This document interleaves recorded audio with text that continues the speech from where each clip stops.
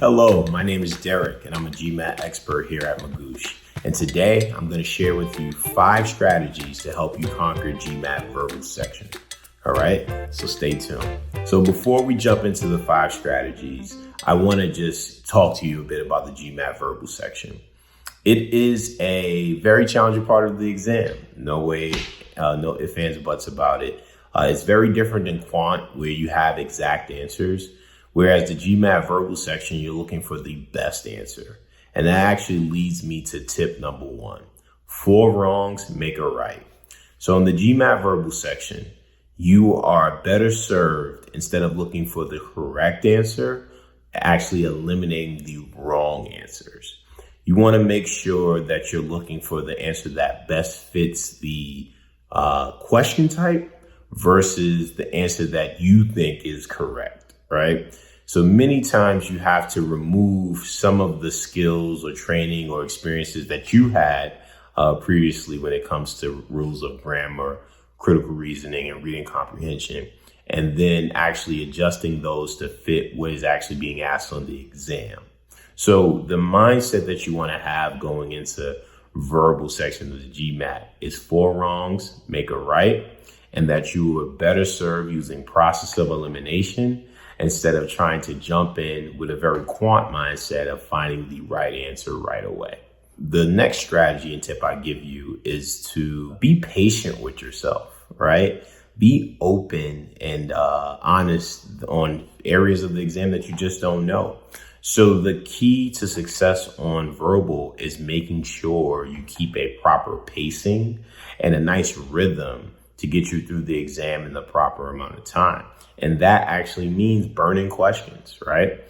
I've seen students do very well on the GMAT verbal section who have skipped various questions. And I air quote skip because you don't want to leave anything blank, but sometimes you have to just bubble in an answer, select an answer choice on the screen and move on, right? Be comfortable with the areas or admitting that this question type or this certain type of question gives you trouble, and be prepared to guess and take action. So you want to make sure that you understand that on verbal, you have a lot more forgiveness on missing questions, but the issue is the variation in time. So strategy number 2, make sure you have a proper time pacing strategy involved, and be comfortable to say, hey, I don't know this. Circle and bubble in an answer, click an answer on the screen, and move on. Strategy number 3, this one goes a bit more deeper into content. So when it comes to sentence correction, you want to complete those answers and quickly in about 90 seconds, right? And so what you want to do on sentence correction is not look for the most perfect sentence replacement, but find the errors. And again, that's where your process of elimination is going to work. But more importantly, on sentence correction, you want to focus on splits. Finding a split is a very helpful strategy, and is one that will help you bring great success on the GMAT. So an example of a split is having a prompt and then noticing that there is a disconnect in various answer choices between the preposition being used. Now, this split may be an obvious one that helps you eliminate these answer choices. But also, this could be a false split, right? So you want to make sure that when you identify a split, you're able to correctly identify that this is something that you're very comfortable with, maybe a lower hanging split. So instead of maybe focusing on an idiom or the improper use of a preposition, maybe check the noun and the antecedent, make sure that they are connected. If you see that one is plural where one is singular, you know that that is a for de facto error, is incorrect. You need to eliminate those answer choices. Look for the splits, right? So when it comes to sentence correction, make like a banana and split. I know, corny, but it will stick with you. Remember, we need to get those points. All right. My 4th suggestion is making sure you understand the power of finding the conclusion when it comes to critical reasoning. Often when I work with students, I notice that they are able to identify the conclusion, but their idea of the assumptions that are connected to that conclusion is the challenge, right? So it will be in addition to understanding the conclusion, but understand what are the assumptions underlying that conclusion. Making sure that in a strengthening or weakening question, you're not looking for the assumption that makes this conclusion iron tight, and nor are you looking for the assumption that destroys this conclusion. Think about the conclusion as a destination, and you have the premises are like a bridge from one side of a cliff to the other.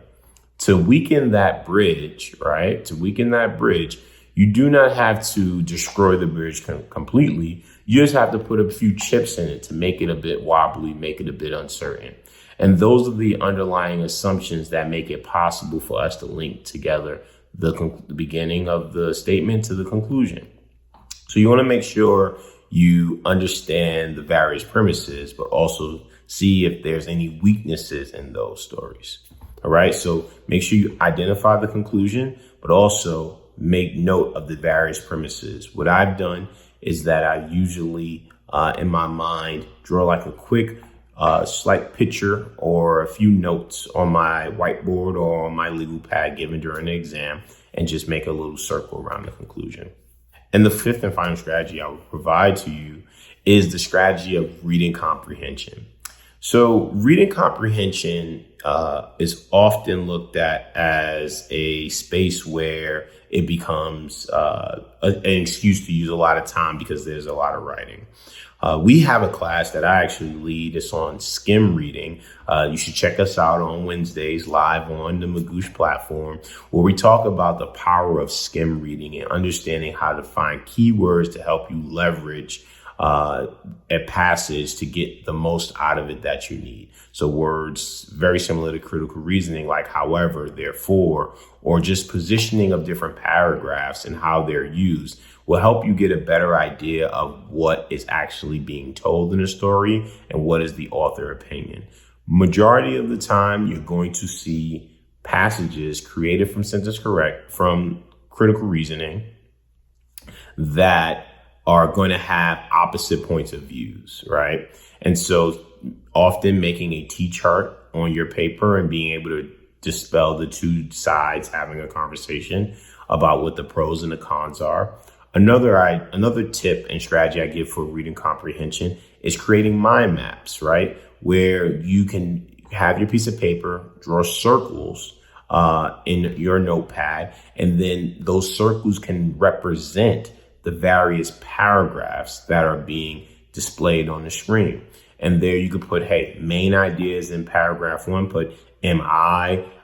You could put detail, specific detail in bubble 2 for paragraph 2, and so on. Drawing pictures for me and many of the students I worked with was a really creative idea for them to really capture various stories. The GMAT has ways of telling us creative stories about such things as the mantle of Earth's makeup to telling us about sea turtles and their extinction and their evolution. These are all creative stories, but if you find a way to creatively connect it to you and make it a bit personal, I found that has been a better way for you to retain those stories. So in summary, I want you to think of these 5 strategies to really boost your GMAT verbal score, get you up into those 40s, okay? So if you follow those 5 strategies, I am almost completely sure that you will be doing extremely well in your verbal section on your GMAT. And if anytime you have any questions or want to rehash these out with me, send me a note at help@magoosh.com and we'll be happy to answer it for you. And until then, subscribe to the channel below, click like the message, drop a comment. Love to hear from you. And tell us more about some of your GMAT journey. We'd love to join you along that way. Until then, happy studying and stay sharp.